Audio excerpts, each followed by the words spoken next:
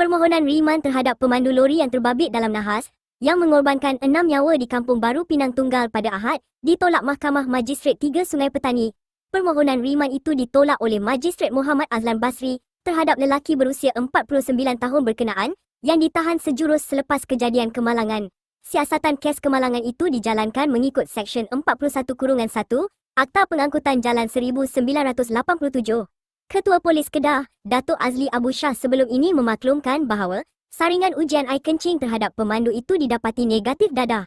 Bagaimanapun, SIM akan mendapati lelaki tersebut mempunyai 7 saman, termasuk 4 yang masih belum diselesaikan.